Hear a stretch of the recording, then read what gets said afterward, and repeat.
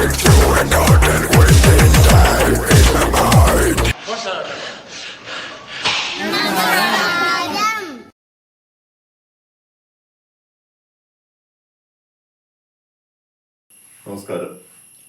Arnold Schwarzenegger ജീവിതവിജയത്തിന്റെ പര്യായം chapter 14 Conan the barbarian. തുടർച്ചയായ 7ാമത്തെ മിസ്റ്റർ ഒളിമ്പ്യ ടൈറ്റിൽ നേടി കോനാന്റെ ഷൂട്ടിംഗ് സൈറ്റിലെത്തിയ അർണോൾഡിന് സംവിധായകൻ ജോൺ മിലിയസിന്റെ നല്ലപോലെയുള്ള വഴക്ക് കേൾക്കേണ്ടി വന്നു. കാരണം ബോഡി ഷേപ്പ് വീണ്ടും മാറി. കോനാന്റെ ഷേപ്പിൽ നിന്ന് മാറി ഒരു റിയൽ ബോഡി ബിൽഡറുടെ ഷേപ്പിലേക്ക് വന്നിരിക്കുകയാണ്. പക്ഷേ അദ്ദേഹം പെട്ടെന്ന് തന്നെ കോനാന്റെ രൂപത്തിലേക്ക് മാറി. ഹെവി വെയിറ്റ് മാത്രം എടുത്തുള്ള എക്സസൈസുകളും നല്ല രീതിയിലുള്ള ഭക്ഷണവുമായി വളരെ പെട്ടെന്ന് തന്നെ വീണ്ടും പഴയ 120 കിലോഗ്രാമിന് മേലെ ശരീരഭാരമുള്ള കോനാൻ ആയി മാറി. ഒപ്പം സംവിധായകൻ ജോൺ മിലിയസ് മറ്റൊരു കാര്യം പറഞ്ഞു. ഈ സിനിമയിൽ താങ്കളുടെ എതിരാളികളൊക്കെ താങ്കളെക്കാൾ ശരീര വലിപ്പവും മസ്കുലറും ആയിരിക്കണം. അപ്പോഴേ കോനാൻ വളരെ ശക്തരെ നേരിട്ട് വിജയം നേടുന്നു എന്ന് ഒരു ഫീലിംഗ് വരുള്ളൂ. അപ്പൊ അതിനനുസരിച്ചുള്ള കുറച്ച് ആൾക്കാരെ നമുക്ക് സംഘടിപ്പിക്കണം. പിന്നെ അല്ലാതെയുള്ള ബോഡി ബിൽഡ്, നല്ല ബോഡി ഷേപ്പുള്ള ആൾക്കാരും. അപ്പൊ അർണോൾഡ് അത്തരം ഒരാളെ മിസ്റ്റർ യൂണിവേഴ്സ് കോമ്പറ്റീഷനിടയിൽ പണ്ട് പരിചയപ്പെട്ടിട്ടുണ്ട്. ഒരു ഡെൻമാർക്കുകാരനാണ്, സ്വെൻ ഓലെ പോൾസൺ എന്നാണ് അദ്ദേഹത്തിന്റെ പേര്. അർണോൾഡിനേക്കാൾ പൊക്കം, 6 അടി 5 ഇഞ്ച് പൊക്കവും 150 കിലോഗ്രാമിന് മേലെ ശരീരഭാരമുള്ള ഒരു മനുഷ്യൻ. അർണോൾഡ് അദ്ദേഹത്തെ വിളിച്ചു, സംസാരിച്ചു. അദ്ദേഹം അവിടെ എത്താന്ന് പറഞ്ഞു. കൂട്ടത്തിൽ അദ്ദേഹത്തിന്റെ തന്നെ പരിചയത്തിലുള്ള മറ്റു ചില ആൾക്കാരുണ്ട് ഇതേപോലെ ശരീരമുള്ളത്. ബോഡി ബിൽഡേഴ്സ് അല്ല, പവർ ലിഫ്റ്റേഴ്സും പിന്നെ ഹാമർ ത്രോയിങ് എന്ന സ്പോർട്സിൽ ഏർപ്പെടുന്ന ആൾക്കാരും ഒക്കെ. അങ്ങനെ ഒരു 6 ആൾക്കാര് ഷൂട്ടിംഗ് സൈറ്റിലേക്ക് എത്തി. അവർക്കുള്ള എയർ ടിക്കറ്റൊക്കെ അയച്ചു കൊടുത്തിരുന്നു. ശരിക്കും അർണോൾഡ് നെടുങ്കടലിൽ നിന്നാൽ ഒരു ചെറിയ മനുഷ്യനായി തോന്നും. അർണോൾഡിന് ആദ്യം ലേശം ചമ്പലൊക്കെ ആയിരുന്നു. കാരണം ബോഡി ബിൽഡിംഗ് സ്റ്റേജുകളിൽ വളരെ വലിപ്പം തോന്നി വെച്ചിരുന്ന ആ മനുഷ്യൻ അദ്ദേഹത്തെക്കാൾ വലിപ്പമുള്ള 6-7 ആൾക്കാരുടെ ഇടയിൽ നിൽക്കുകയാണ്. ഏതായാലും ഷൂട്ടിംഗ് ആരംഭിച്ചു. ഒപ്പം തന്നെ അർണോൾഡ് ഫ്രാങ്കോയ്ക്കും ഒരു ചെറിയ വേഷം ആ സിനിമയിൽ സംഘടിപ്പിച്ചു കൊടുത്തു. എങ്ങനെ ഫ്രാങ്കോ കുടുംബം ഷൂട്ടിംഗ് സൈറ്റിലെത്തി. ഇതിനിടയിൽ ഒരു ദിവസം നരിയും പാരൻസും വന്ന് അവിടെയൊക്കെ എല്ലാവരെയും കണ്ടു, എല്ലാവർക്കും പരിചയപ്പെടുത്തി കൊടുത്തു. അവർ പോയി 2 ദിവസം കഴിയുമ്പോഴേക്കും ഷൂട്ടിംഗ് ആരംഭിക്കുകയാണ്. ആദ്യമായിട്ട് എടുത്തൊരു സീന്, കോനാൻ ശത്രുക്കളുടെ തടവിൽ നിന്ന് രക്ഷപ്പെട്ട് പുറത്തു വരുന്നു. ആ സമയത്ത് ഒരു ചെന്നായ്ക്കൂട്ടം അദ്ദേഹത്തെ ആക്രമിക്കുന്നു. ആ സീന് റിഹേഴ്സല് 2 ദിവസം മുമ്പൊക്കെ നടത്തിയതാണ്. ആ സമയത്ത് അതിന് ഉപയോഗിച്ചിരുന്നത് ജർമ്മൻ ഷെപ്പേർഡ്സ് വിഭാഗത്തിൽപ്പെട്ട നായ്ക്കളായിരുന്നു. പക്ഷെ ശരിക്കുള്ള ഷൂട്ടിംഗ് ദിവസം കുറെ കൂടി അഗ്രസീവായിട്ടുള്ള സൈബീരിയൻ ഡോഗ്സിനെയാണ് ജോൺ മിലിയസ് അതിന് ഉപയോഗിച്ചത്. അതിൻ്റെ ട്രെയിനറും ഉണ്ട്. നായ്ക്കളെ കോനാന്റെ നേരെ തന്നെ ഓടാൻ വേണ്ടി മറ്റൊരു കാര്യം കൂടി ചെയ്തിരുന്നു. അദ്ദേഹത്തിന്റെ ബാക്കിൽ പച്ച ഇറച്ചി കെട്ടിവെച്ചിരിക്കുകയാണ്.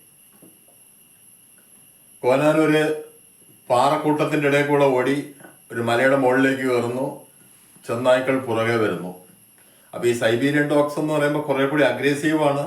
മാത്രമല്ല ഏകദേശം ചെന്നായെ പോലെ ഇരിക്കും കാണാൻ. അത് തന്നെയായിരുന്നു സംവിധായകന്റെ ഉദ്ദേശവും. പക്ഷേ ട്രെയിനർ നായ്ക്കൾ അഴിച്ചുവിട്ട് ടൈമിങ് ഇത്തിരി തെറ്റിപ്പോയി. കോനാൻ ഏകദേശം ഒരു പകുതി മുക്കാൽ ഭാഗം ഓടിക്കയറി കഴിയുമ്പോഴേ അഴിച്ചു വിടാവൂ എന്നായിരുന്നു തീരുമാനം. പക്ഷെ കുറച്ച് നേരത്തെ അദ്ദേഹം അഴിച്ചു വിട്ടു.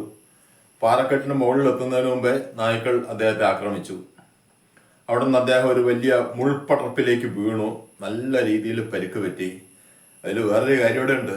ഈ കോനാന്റെ ഷൂട്ടിങ്ങിന്റെ സമയത്ത് കോനാനും അതായത് അർണോൾഡും പിന്നെ അദ്ദേഹത്തിൻ്റെ കൂടെയുള്ള ബോഡി ബിൽഡേഴ്സും അദ്ദേഹത്തെക്കാൾ വലിപ്പമുള്ള ബോഡി ബിൽഡർ ഇവർക്കൊന്നും ഡ്യൂപ്പില്ല.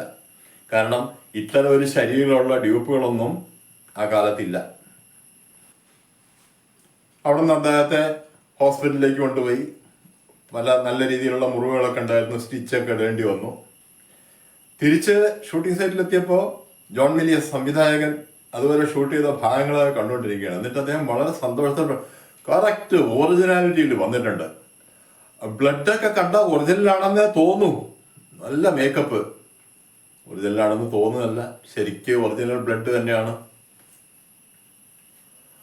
ഒരു ദിവസം ഷൂട്ടിംഗ് നടക്കുന്ന സ്ഥലത്തേക്ക് നിർമ്മാതാവ് ഡിനോ ഡി ലോറന്റിസ് പെട്ടെന്ന് കയറി വന്നു. അപ്പോൾ അദ്ദേഹം അർണോൾഡുമായിട്ട് അത്ര രസത്തിലായിരുന്നില്ല. അദ്ദേഹം വന്നു, ഷൂട്ടിംഗ് കുറച്ചു നേരം നോക്കി നിന്നു. ഏതായാലും സംവിധായകൻ ജോൺ വില്യംസ് പറഞ്ഞ ഒരു കാര്യം അദ്ദേഹത്തിന് ബോധ്യപ്പെട്ടു: കോനാനായിട്ട് അഭിനയിക്കാൻ അർണോൾഡിനെ പോലെ മറ്റൊരാളില്ല. അദ്ദേഹം അർണോൾഡിന്റെ അടുത്ത് വന്ന് പറഞ്ഞു, mister Schwarzenegger, you are really the Conan എന്ന് പറഞ്ഞ് അദ്ദേഹം അവിടെ നിന്ന് പോയി. സംവിധായകൻ ജോൺ വില്യംസ് അദ്ദേഹത്തിൻ്റെ അടുത്ത് വന്ന് പറഞ്ഞു, ഡീനോ ഇത്രയൊക്കെ പറഞ്ഞാൽ അത് വലിയൊരു കോംപ്ലിമെൻ്റ് ആയിട്ട് കണക്കാക്കണം. അധികം ഷൂട്ടിംഗ് സൈറ്റിലൊന്നും ഒന്ന് സംസാരിക്കാത്ത ഒരാളാണ്. പിന്നെ എല്ലാ മാസവും അദ്ദേഹം ഷൂട്ടിംഗ് നടക്കുന്ന സ്ഥലത്ത് വരും. മാത്രമല്ല, അവർ തമ്മിലുള്ള സൗഹൃദം വർദ്ധിച്ചു. ഷൂട്ടിംഗ് സൈറ്റിൽ വന്നു കഴിഞ്ഞാൽ ബ്രേക്ക് സമയത്ത് അദ്ദേഹവും സംവിധായകനും അർണോൾഡും ഒന്നിച്ചിരുന്ന് ഒരു കാപ്പി കുടിക്കുന്ന രീതിയിലോട്ടൊക്കെ ആ സൗഹൃദം വളർന്നു. ഈ സിനിമയിൽ തന്നെ ആണ് അദ്ദേഹം ആദ്യമായിട്ട് അത്യാവശ്യം സെക്സി ആയിട്ട് വരുന്ന റോളുകളിലേക്ക് അഭിനയിക്കുന്നത്. ഇതിനു മുമ്പ് അഭിനയിച്ച ഒരു സിനിമകളിലും അത്തരം റോളുകളില്ല. ഇതിൽ നായികയുമായും അതുകൂടാതെ ആ സിനിമയിലെ ഒരു കഥാപാത്രമായ ഒരു നാഗയക്ഷി രീതിയിലുള്ള ഒരു കഥാപാത്രമായിട്ടൊക്കെ അദ്ദേഹം അത്തരം രംഗങ്ങളിൽ ഏർപ്പെടുന്നുണ്ട്. അത് ആദ്യത്തെ ഒരു അനുഭവമാണ്. നായികയായിട്ട് ഇത്തരം രംഗങ്ങളിൽ ഏർപ്പെടുമ്പോൾ ചെറിയൊരു പേടിയുണ്ട്. എന്താന്ന് വെച്ചാൽ അതിലെ നായിക ആ സമയത്ത് എൻ്റെ സ്റ്റണ്ട് മാസ്റ്ററുമായിട്ടൊരു ചെറിയ റൊമാൻസിലാണ്. അപ്പം എന്തെങ്കിലും ലേശം ഓവറായിപ്പോയ സ്റ്റണ്ട് മാസ്റ്റർ തലയടിച്ച് പൊട്ടിച്ചാലോ? സെറ്റ് അവിടെ ഉണ്ടാക്കുന്ന സമയത്ത് ആ കുട്ടി അകത്തായിപ്പോയി. ഇനിയിപ്പോൾ ഷൂട്ടിങ് കഴിഞ്ഞിട്ട് പുറത്തു വരാം, അതുവരെ അവിടെ ഒതുങ്ങിയിരിക്കാം എന്നേ വിചാരിച്ചുള്ളൂ. പക്ഷെ അർണോൾഡിന്റെ കണ്ണിൽ അത് പെട്ടു. അത് ഒരുപാട് സാഹസിക രംഗങ്ങളും ഫൈറ്റുകളും, അതിൽ തന്നെ പല രീതിയിൽ വാൾപ്പയറ്റ്, കുതിരപ്പുറത്തിരുന്നുള്ള പയറ്റ്, അതായിരുന്നു ഏറ്റവും കഠിനം. കാരണം പലപ്പോഴും ഇണങ്ങാത്ത കുതിരകളായിരിക്കും. കാര്യമായിട്ട് വാളൊക്കെ എടുത്ത് വെട്ടാൻ തുടങ്ങുമ്പോഴായിരിക്കും കുതിര വേറെ വല്ല വഴിക്കും പോകും, ബാലൻസ് തെറ്റും, വീഴും. അങ്ങനെ ഒരു ദിവസം അത്തരം ഒരു സീനിൽ അഭിനയിക്കുമ്പോൾ രസകരമായ ഒരു സംഭവം ഉണ്ടായി. ഒരു ഗുഹയ്ക്കകത്ത് വെച്ചാണ്, ഗുഹയെന്ന് തോന്നിക്കുന്ന രീതിയിൽ ഒരു സെറ്റൊക്കെ ഇട്ടാണ് ആ രംഗം പ്ലാൻ ചെയ്തിരിക്കുന്നത്. പെട്ടെന്ന് അദ്ദേഹത്തിന് തോന്നി അദ്ദേഹവും നായികയല്ലാതെ മറ്റൊരാൾ കൂടി ആ ഗുഹയ്ക്കകത്തുണ്ട് എന്നൊരു തോന്നൽ. രണ്ട് കണ്ണുകൾ അവരെ വാച്ച് ചെയ്യുന്നതായിട്ടൊരു തോന്നൽ. ഉടനെ അദ്ദേഹത്തിന്റെ നോട്ടം ആ ഭാഗത്തേക്കായി. സംവിധായകൻ വിളിച്ചു, അർണോൾഡ്, താൻ എന്തായി ചെയ്യണേ, എങ്ങോട്ടേ നോക്കണേ? അർണോൾഡ് പറഞ്ഞു, അവിടെ വേറെ ആരോ ഉള്ള പോലെ എനിക്ക് തോന്നി. അപ്പം ഇതിൻ്റെ അകത്താകെ ഇരുട്ടാണ്. ഈ ഗുഹ എന്ന് പറയുന്ന ഒരു ഭാഗം വളരെ ചെറിയൊരു ലൈറ്റൊക്കെ വെച്ചാണ് സെറ്റ് ചെയ്തിരിക്കുന്നത്. കൂടുതൽ ലൈറ്റുകളൊക്കെ പ്രകാശിപ്പിച്ചു. അതിൻ്റെ ഒരു മൂലയിൽ നിന്ന് ഇറങ്ങി വരികയാണ് ഡിനോ ഡി ലോറന്റിസ്, അതായത് നിർമ്മാതാവിൻ്റെ മകൾ റാഫേല. റാഫേലയാണ് ആക്ച്വലി, റാഫേലയുടെ പേരിലാണ് ഡിനോ ആ സിനിമ പ്രൊഡ്യൂസ് ചെയ്യുന്നത്. ടൈറ്റിൽ നമുക്ക് ഡിനോയേക്കാൾ റാഫേലയാണ് പ്രൊജക്റ്റ് ചെയ്യുക. സംഭവം പറ്റിയെന്താന്ന് വെച്ചാൽ ഷൂട്ടിങ്ങിനിടയിൽ സംഭവിച്ചു. അതുകൂടാതെയാണ് ഒട്ടകങ്ങളുമായിട്ടുള്ള ചില രംഗങ്ങളുണ്ട്. കുതിരയേക്കാൾ കഷ്ടമാണ് ഒട്ടകത്തിൻ്റെ കാര്യം. അതും ശരിക്കും ഇണങ്ങാത്ത ഒട്ടകങ്ങൾ, കുതിരയേക്കാൾ ശരീര വലിപ്പം. അത് പലപ്പോഴും ശരീരമൊക്കെ കുടഞ്ഞ് ആൾക്കാരെ തള്ളിയിടും. അത് കുതിരയേക്കാൾ വളരെ പൊക്കത്തു നിന്നാണ് വീഴുന്നത്. അതുകൊണ്ട് പരിക്കുറപ്പ്. ചില സമയത്ത് ഈ ഒട്ടകം കഴുത്ത് 180 ഡിഗ്രി വരെ തിരിച്ച് അതിൻ്റെ മുകളിലിരിക്കുന്ന ആളെ കടിക്കാൻ ശ്രമിക്കും. അത്തരം പല പ്രശ്നങ്ങളും നേരിട്ടുകൊണ്ട് ഈ ഫൈറ്റ് സീനുകളും അത്തരം സാഹസിക രംഗങ്ങളുമെല്ലാം ഷൂട്ട് ചെയ്തുകൊണ്ടിരിക്കുകയാണ്. അതിനിടയിലാണ് മറ്റൊരു പ്രശ്നം. മൃഗസ്നേഹികൾ ഇളകി പല മൃഗങ്ങളെയും ഇതിൽ കൊല്ലുന്നു. കാരണം ഇതിൻ്റെയൊക്കെ ചില ട്രെയിലേഴ്സ് പുറത്തു വന്നു. മൃഗങ്ങളെ കൊല്ലുന്നു, മൃഗങ്ങളെ ക്രൂരതയ്ക്ക് വിധേയമാക്കുന്നു എന്നുള്ള രീതിയിലുള്ള ചില പ്രചാരണങ്ങളും പ്രതിഷേധങ്ങളും എല്ലാം അവിടെ സംഭവിച്ചു. അത് പക്ഷേ സംവിധായകൻ വളരെ ഭംഗിയായിട്ട് നേരിട്ടു. അദ്ദേഹം ആ സംഘടനകളുടെയൊക്കെ ഓരോ പ്രതിനിധികളെ ഷൂട്ടിംഗ് സ്ഥലത്തേക്ക് വിളിച്ചു. അപ്പോഴാണ് അവർക്ക് മനസ്സിലാവുന്നത് സിനിമയിൽ കൊല്ലുന്ന ഒരു ഇഫക്റ്റ് വരുന്നുണ്ടെങ്കിലും വാസ്തവത്തിൽ കൊല്ലുന്നില്ല. കൊല്ലുന്നതായിട്ട് കാണിക്കുന്നത് മൃഗങ്ങളുടെ ഡമ്മിയെ മാത്രമാണ്. അതിൻ്റെ പുറത്തൊരു ബ്ലഡ് കവറൊക്കെ വെച്ചിട്ടുണ്ടാവും. വാളുകൊണ്ടൊക്കെ അതിനെ കുത്തുന്നു, അത് വീഴുന്ന പോലെ കാണിക്കുന്നു, ഈ ബ്ലഡ് ചീറ്റുന്നു. അതുകൂടാതെ ഒരു ദിവസം ഒരു പാമ്പുമായിട്ടുള്ള ഒരു ഫൈറ്റ് അർണോൾഡിനുണ്ടായിരുന്നു. ആ പാമ്പ് ഒരു മെക്കാനിക്കൽ ഡിവൈസാണ്, സ്റ്റീൽ കൊണ്ടും കേബിൾ കൊണ്ടും ഒക്കെ ഉണ്ടാക്കിയിരിക്കുന്ന ഒരു സാധനം. അതുമായിട്ടുള്ള ഫൈറ്റിൻ്റെ ഇടയിൽ അതിൻ്റെ ഓപ്പറേറ്റർക്ക് കൺട്രോൾ വിട്ടു. അത്രയും ഹെവി ആയിട്ടുള്ള ആ സാധനം അർണോൾഡിൻ്റെ പുറത്തേക്ക് വീണു.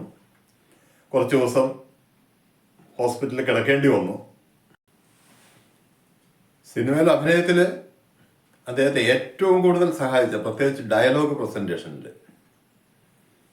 കാരണം നമ്മൾ നേരത്തെ മനസ്സിലാക്കിയാണ്, അദ്ദേഹത്തിൻ്റെ ഇംഗ്ലീഷ് എന്ന് പറയുന്നത് ശരിക്കും ഒരു അമേരിക്കക്കാരൻ പറയുന്ന രീതിയിലുള്ള ഇംഗ്ലീഷല്ല. പക്ഷേ മാക്സിമം അത്തരമാവാൻ ശ്രമിച്ചുകൊണ്ടിരിക്കുകയാണ്. അതിന് ഏറ്റവും കൂടുതൽ സഹായിച്ചത് അതിലെ പ്രധാന വില്ലൻ കഥാപാത്രത്തെ അവതരിപ്പിച്ച ജെയിംസ് എൽ ജോൺസ് എന്ന നടനായിരുന്നു. അദ്ദേഹം ഓരോ ഡയലോഗും പല രീതിയിൽ, പല ഭാവത്തിൽ എങ്ങനെ പറയണം എന്ന് അർണോൾഡിനെ ഇടയ്ക്കിടയ്ക്ക് പഠിപ്പിച്ചുകൊണ്ടിരുന്നു. അതുകൊണ്ട് തന്നെ സംഭാഷണമെല്ലാം വളരെ നല്ല രീതിയിൽ അർണോൾഡിനെ അവതരിപ്പിക്കാൻ പറ്റി. അങ്ങനെ അവസാനം കോനാൻ ദ ബാർബേറിയൻ്റെ ഷൂട്ടിംഗ് അവസാനിക്കുന്നു. ബാക്കി ടെക്നിക്കൽ വർക്കുകളെല്ലാം കഴിഞ്ഞു, റിലീസിന് തയ്യാറാവുന്നു. ആ സമയത്ത് കോനാൻ എന്ന സിനിമ കാണാൻ പ്രതീക്ഷിച്ച ഒരുപാട് ആൾക്കാർ തയ്യാറായി നിൽക്കുകയാണ്. പ്രധാനമായിട്ടുള്ള കാര്യം, ഇത് കോമിക്സ് ആയിരുന്ന കാലത്തെ നല്ല പബ്ലിസിറ്റി ഉണ്ടായിരുന്നതാണ്. ആ കോമിക്സിന് ഒരുപാട് ആരാധകരുണ്ട്. അപ്പോൾ അവരെല്ലാം ആ സിനിമ കാണാനുള്ള ഒരു ആകാംക്ഷയിലാണ്. അങ്ങനെ 1981 ക്രിസ്മസ് സമയത്ത് സിനിമ റിലീസ് ചെയ്യാൻ രീതിയിലുള്ള അറേഞ്ച്മെൻറ്റ്സ് ആയി. പക്ഷേ അതിൻ്റെ വിതരണ കമ്പനി യൂണിവേഴ്സൽ സ്റ്റുഡിയോയ്ക്ക് വലിയ താല്പര്യമില്ല. പ്രധാനപ്പെട്ട കാര്യം, സിനിമയ്ക്ക് സ്റ്റാർ വാല്യൂ ഇല്ല. അർണോൾഡ് എന്ന് പറയുന്നത് സിനിമ സ്റ്റാറായി ശരിക്കും അങ്ങോട്ട് പേരെടുത്തിട്ടില്ല. 1-2 ചെറുകിട സിനിമകളിലേ അഭിനയിച്ചിട്ടുള്ളൂ. അന്നത്തെ കാലത്തെ എസ്റ്റാബ്ലിഷ്ഡ് ആയിട്ടുള്ള നടന്മാരുടെ പല സിനിമകളും ക്രിസ്മസ് റിലീസ് വരികയാണ്. Rocky, E.T. അങ്ങനെ പല സിനിമകളും അതേ കമ്പനി തന്നെ വിതരണത്തിനെടുത്തിട്ടുണ്ട്. അതിൻ്റെ ഇടയിൽ കൂടെ കോനാൻ എന്ന സിനിമ പ്രദർശിപ്പിക്കാൻ അവർക്ക് താല്പര്യമില്ല. ഒപ്പം ഈ സിനിമയ്ക്കെതിരെ കുറേ പ്രചാരണങ്ങൾ വേറെയും വന്നു. അതിലൊരുപാട് വയലൻസ് ഉണ്ട്, അത് സത്യമാണ്. കാരണം ആ കാലഘട്ടത്തിൽ വയലൻസ് എന്ന് പറയുന്നത് ജീവിതത്തിൻ്റെ ഭാഗമാണ്. അത് സിനിമയിലും അതേപോലെ തന്നെ വന്നിട്ടുണ്ട്. അത്തരം പല പ്രചാരണങ്ങളും നേരിടേണ്ടി വന്നു. ഏതായാലും സിനിമ മാർക്കറ്റ് ചെയ്യുന്നതിന്, കാരണം ഇതിൻ്റെ മാർക്കറ്റിംഗ് ടീം ഉണ്ടാവും, അവരോടൊപ്പം അർണോൾഡും മാർക്കറ്റിങ്ങിന് ഇറങ്ങി. കാരണം അദ്ദേഹം ഇതിനു മുമ്പ് 2 സിനിമകൾ മാർക്കറ്റ് ചെയ്തിട്ടുള്ളതാണ്. സ്റ്റേ ഹംഗ്രിയും പമ്പിങ്ങയാണ്. അത് പിന്നെ ബോഡി ബിൽഡിങ്ങിനെ കുറിച്ചുള്ള സിനിമകളായിരുന്നു. ഇതല്ലാത്തൊരു സിനിമ അർണോൾഡ് ആദ്യമായിട്ട് മാർക്കറ്റ് ചെയ്യുകയാണ്. അത് തന്നെ അവിടെ ഒരു പുതുമയായിരുന്നു. സാധാരണ നടന്മാർ ഷൂട്ടിംഗ് കഴിഞ്ഞു, പൈസ വാങ്ങിക്കുന്നു, സ്ഥലം വിടുന്നു, പിന്നെ അതിൻ്റെ ബാക്കി കാര്യങ്ങളൊന്നും അന്വേഷിക്കാറില്ല. പക്ഷെ അർണോൾഡ് അങ്ങനെ ആയിരുന്നില്ല. സ്വന്തം സിനിമ മാക്സിമം പ്രൊമോട്ട് ചെയ്യണം എന്ന് വിചാരിക്കുന്ന ഒരാളായിരുന്നു. അതുകൊണ്ട് എല്ലാ മാർക്കറ്റിംഗ് മീറ്റിങ്ങുകളിലും കാര്യങ്ങളിലും അർണോൾഡ് പങ്കെടുത്തു. അദ്ദേഹത്തിന് ബോഡി ബിൽഡർ എന്നുള്ള രീതിയിലും ബിസിനസ് മാൻ എന്നുള്ള രീതിയിലും നല്ലൊരു പേര് ഓൾറെഡി ഉണ്ട് അമേരിക്കയിൽ. ബാക്കിയുള്ള സ്ഥലങ്ങളിൽ അദ്ദേഹം ഒരു ബോഡി ബിൽഡർ എന്നുള്ള നിലയ്ക്ക് ഓൾറെഡി ഫേമസ് ആണ്. അതുകൊണ്ട് തന്നെ അദ്ദേഹം പങ്കെടുത്ത അത്തരം പരിപാടികളിൽ കൂടുതൽ ജനങ്ങൾ വന്നു. അങ്ങനെ സിനിമയ്ക്ക് നല്ല പ്രചാരം കിട്ടി. അവസാനം 1982 ഫെബ്രുവരിയിൽ സിനിമ റിലീസായി. അതിനോടൊപ്പം റിലീസായ എസ്റ്റാബ്ലിഷ് ആയിട്ടുള്ള മറ്റ് സ്റ്റാറുകളുടെയൊക്കെ സിനിമകളെ കവച്ചു വെച്ചുകൊണ്ട് 1982 ഏറ്റവും വലിയ ബോക്സ് ഓഫീസ് ഹിറ്റായി മാറി കോനാൻ ദ ബാർബേറിയൻ. അമേരിക്കയിലെ റിലീസിന് ശേഷം ലോകത്തിലെ പല രാജ്യങ്ങളിലും, ആദ്യം യൂറോപ്പിൽ, അത് കഴിഞ്ഞ് ഏഷ്യൻ കൺട്രീസ്, ആഫ്രിക്ക, ഓസ്ട്രേലിയ, അങ്ങനെ അവിടെയെല്ലാം അത് സൂപ്പർ ഹിറ്റായിരുന്നു. $2 കോടി മുടക്കി നിർമ്മിച്ച ആ സിനിമയ്ക്ക് കിട്ടിയ കളക്ഷൻ എന്ന് പറയുന്നത് $8 കോടി ആയിരുന്നു. നിർമ്മാതാവിന് $6 കോടി ലാഭം നേടിക്കൊടുത്ത ഒരു സിനിമയായി മാറി കോനാൻ ദ ബാർബേറിയൻ.